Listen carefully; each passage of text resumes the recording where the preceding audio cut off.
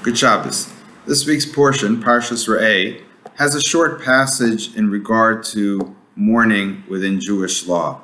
The Torah tells us, Banim atem l'Hashem Elokechem, you are children to the Lord your God. Lo tiskodelu v'lo tisimu karcha b'einechem l'meis. You shouldn't mutilate yourself and cut yourself or pull out your hair and cause baldness over the death of a person. Ki am kadosh l'Hashem Elokecha, because you are a holy nation to the Lord your God. The Torah is telling us something very simple, and the message, I think, is very clear. That although when someone passes, we experience a tragedy, we experience great loss, and it's a reason to have sadness and to mourn, we have to understand that we shouldn't really affect ourselves in any permanent fashion.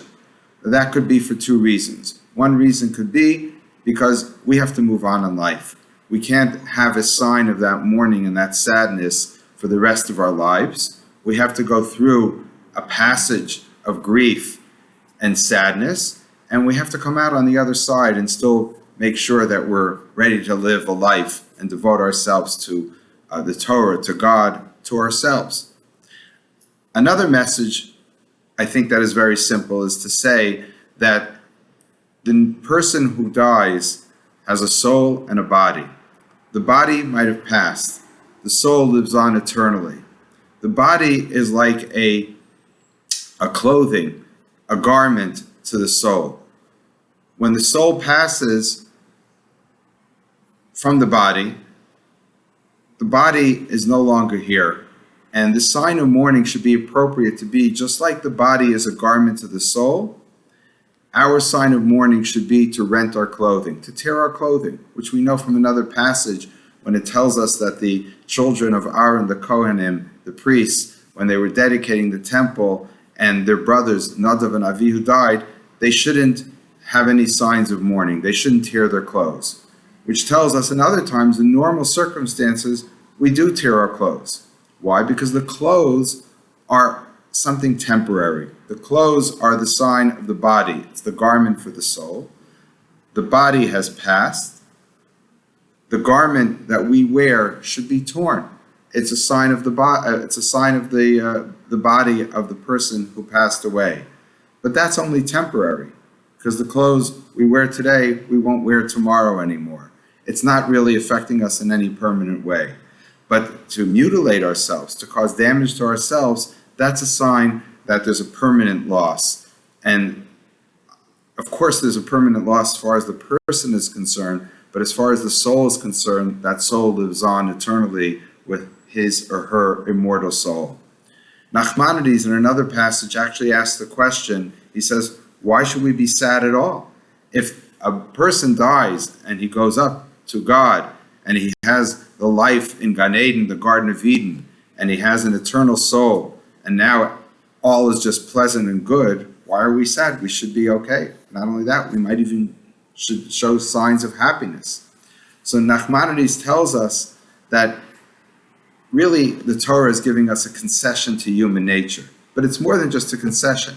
It's not just saying, yeah, if you want to, you can mourn. Actually, we have the mitzvah to mourn. We're obligated to tear our clothes. The rabbis add on to this. We sit on the floor. We don't cut our hair, as it does say in the Torah.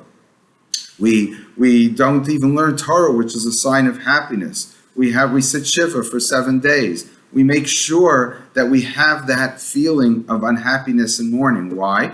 Because God just doesn't have a concession to human nature. The Torah recognizes that human nature is such that there will be sadness. That although, as Nachmanides says, that soul has gone back to God, we here on earth, we here that are left behind, the father, the mother, the brother, the sister, the son or the daughter, we have a tremendous loss.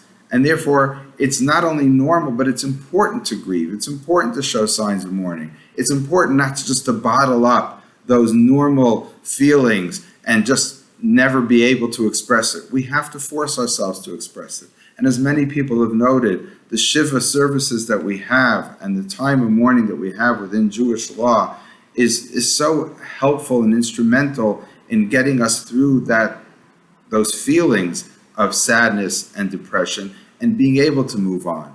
And therefore we have mourning. Besides the Shiva, there's a 30-day sense of mourning, a time of mourning. And for a parent, there's 12 months, because it does take time. And sometimes the 12 months might not be sufficient.